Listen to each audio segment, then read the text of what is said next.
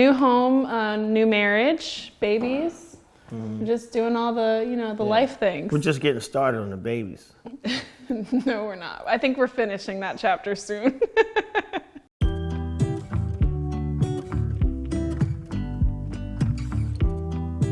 So there are 3 children in this household. We have Aiden, he's 7 years old. We have Naomi, who's a year and a half. And then we have a baby in here who we have yet to name.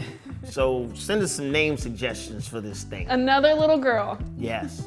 Aiden's really good with Naomi. Yeah. There's some times where he's like, she's hitting me. And I'm like, you have to understand she's a baby. And he's like, yeah, I know. But he's excited to have another baby sister. Not at first, though. He wanted a brother. Yeah, he did.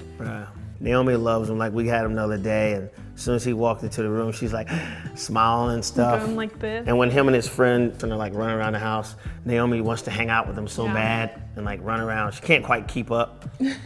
But they, every now and again, they'll come down and play with her for a little bit. They'll give her about 2 minutes and then leave. Then they'll come back. So it's cool to see them kind of hanging out. Then with this new one, whatever her name might be, I want to name her Arya Stark Allen because I'm a huge Game of Thrones fan myself. I want her to be, Queen of the North. It's not happening. Not happening.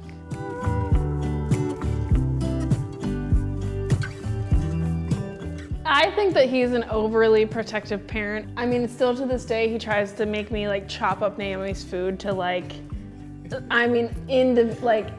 you can't even see the pieces. That's how little he wants them to be.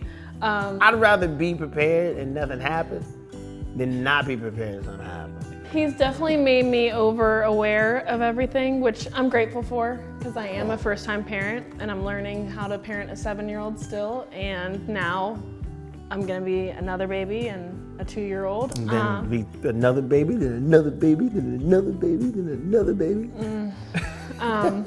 He thinks that, yeah. Yeah, I know that's not gonna happen. I like to drink.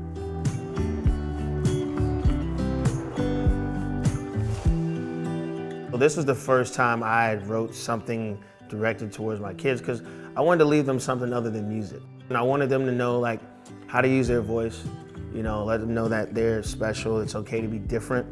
They can encourage themselves, encourage other people. But a lot of times if they don't agree with something, they can, give them the confidence to be able to stand up for what they believe in. And I feel like it's super important to teach people that at a young age because if not, you can become a coward adult that's afraid to speak up. We can teach them that at a young age to accept individuality, accept authenticity. As an adult, they'll have that same confidence. And at some point in their life, they'll have to go back to all the tools you equip them with for life and kind of pull from that.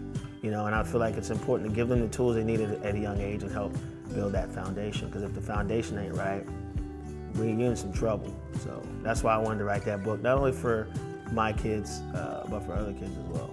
I think it definitely starts at home. Yeah. You just have to start the conversation at home about everything in life, and just hope and pray that they take what you give them and use it in the future. Yeah, and I feel like as a parent, you're doing your children a disservice if you don't prepare them.